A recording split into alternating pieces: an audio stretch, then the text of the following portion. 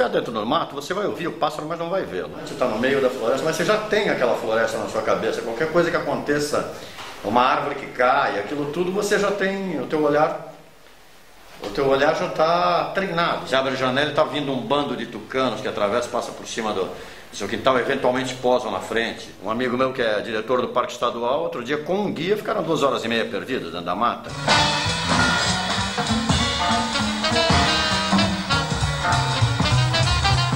Trabalho muito na Mata Atlântica, na região de São Sebastião, litoral norte paulista. Venho desenvolvendo esse trabalho lá nessa região aproximadamente há uns quase 12 anos.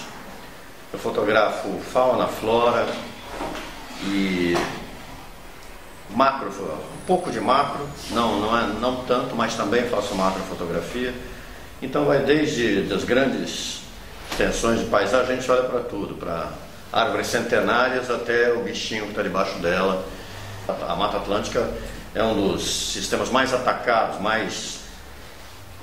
menos preservados. O Brasil tem 7% atualmente da cobertura original dela. Mas no litoral a gente ainda encontra, no litoral norte, onde eu moro, a gente ainda encontra, sendo a 10 minutos da estrada, você está dentro de uma mata fechada, bonita, preservada. E eu procuro registrar com o máximo de emoção e beleza o que eu vejo na Mata Atlântica. É uma região muito úmida e muito fechada. A luz entra pouquíssimo. Tem momentos que às 3 horas da tarde dá a impressão que é noite em alguns espaços da luz. A gente tem dificuldades técnicas muito grandes da baixa luz, ou seja, a parte escura da foto, com a alta luz. A distância é enorme entre um e outro, muito mais do que num ambiente claro, onde a gente tem não tem esse contraste tão acentuado de sombras. Então, isso são algumas dificuldades técnicas. Existem as outras todas, que são o medo de se perder na mata. Um amigo meu que é diretor do Parque Estadual, outro dia com um guia ficaram 2 horas e meia perdidos dentro da mata. Então você tem que tomar cuidado com essa parte. Você leva, por exemplo, um espelho para, se perder, ter um sinal para, se vier algum helicóptero te buscar, te enxergar ali dentro. Apito porque a voz perde alcance dentro da mata. Você gritar a 100 metros de você, ninguém te escuta falando. A 30 metros é difícil ouvir você dentro da mata. Com apito você vai ter chance de ser ouvido. Esses macetezinhos. Tem animais peçonhentos, você tem espinho, enfim, tem uma série de situações. Mas quando você consegue a imagem, quando você acha uma imagem, às vezes são 2 situações diferentes. Uma que você vai determinado a procurar determinado tipo de imagem e outra que ela surge na sua frente. É aleatório. Outro dia fiz uma das imagens que mais me emocionaram, que eu fiz até hoje, foi encontrei 2 cobras caninanas. É uma cobra não peçonhenta, mas grande, de quase 3 metros de comprimento, elas se cruzando na natureza. É uma cena muito rara. Vi caiçaras que moram há 60 anos lá dizendo que nunca viram isso. E elas fazem um balé. A parte da frente delas é a parte de trás, ela fica toda enrolada até a metade para o final. E a parte da frente da cobra, ela faz um balé, uma coisa... A parte fica toda... Eu sentei a 2 metros delas e fiquei fotografando. Eu fiquei empolgadíssimo. De repente tomei um susto quando percebi que elas se separaram, porque daí ela podia não estar gostando de eu estar tão próxima ali. Sem contar a empatia com os bichos, o jeito de ver, como a distância que o tipo de pássaro que ele aceita você, o tipo de... Os sanhaços, por exemplo, são muito mais ariscos do que as sairinhas, são menorzinhas. Você chega quase perto delas. Os sanhaços são muito ariscos. Um tietê-sangue, que é um pássaro maravilhoso, lindo, parece uma flor que voa, aquele pássaro vermelho. Mas um tietê-sangue no meio da mata, você enxerga ele a 300, 400 metros. Então ele tem que ser muito arisco, porque ele é muito visado, é muito visível. Essa borboleta foge um pouco ao que eu costumo fazer, que é uma fotografia muito preocupada com foco, com definição, o animal está absolutamente definido e bem mostrado, com uma pose boa, uma luz boa. Essa fotografia eu fiquei mais preocupado com a forma e luz, a beleza dela. Ela é um encanto, né? Ela parece... De repente você vê essa forma azul se movendo, borboleteando pelo meio da área, do mato, do chão, do verde.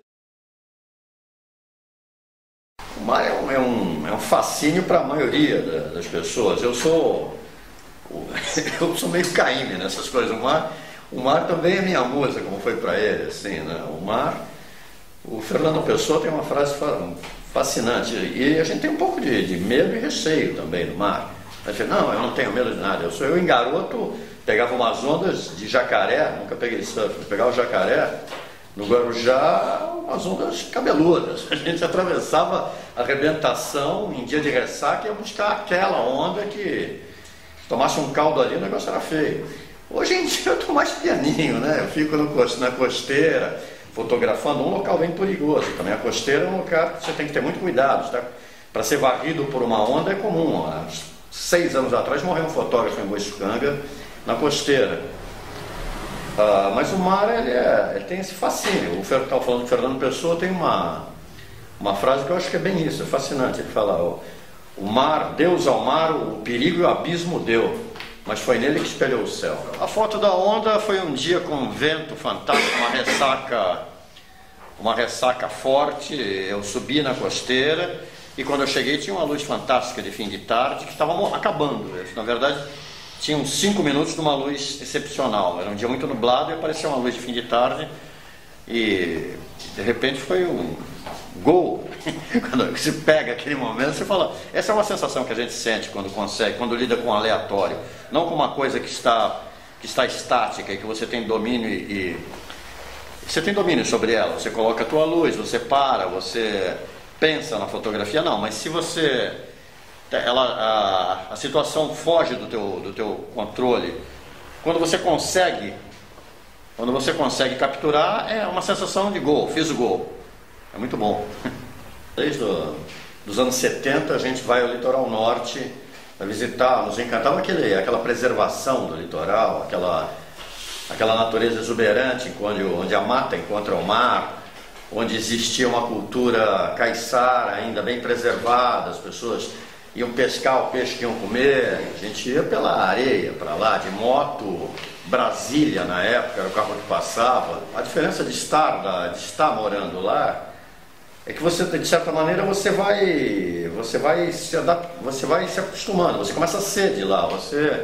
Quando você entra na mata, por exemplo, o teu olhar, foi uma coisa que eu vim perceber depois, o seu olhar já está muito mais apurado de que quem está chegando lá, passeando. Você bate o olho e vê que tem um bichinho, bate o olho tanto no macro, num metro quadrado, onde você varre, faz uma varredura rápida de olhar, quanto nas grandes extensões. Você sai de casa, olha aquela montanha lá atrás e fala, opa, tem um ponto ali que eu não estou vendo. É um gavião branco que está muito distante, está no meio da floresta, mas você já tem aquela floresta na sua cabeça. Qualquer coisa que aconteça, uma árvore que cai, aquilo tudo, você já tem, o teu olhar já está treinado, vamos dizer, para aquilo. A Ilha Vitória, onde eu estive fotografando por 2 vezes já, eu a conheci quando ela tinha acabado de receber luz elétrica há 4 anos. E aquelas pessoas morando num lugar paradisíaco, mas num outro mundo, uma pessoa sem luz elétrica. 40 pessoas de 4 ou 5 famílias que não sabem como chegaram lá.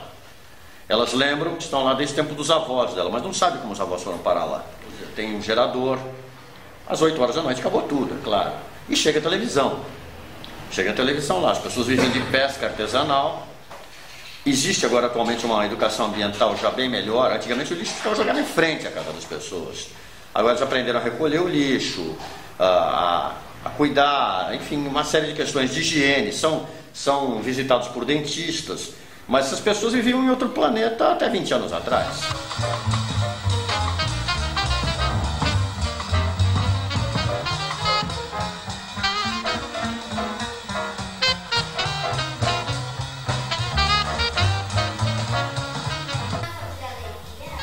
Quer cortar?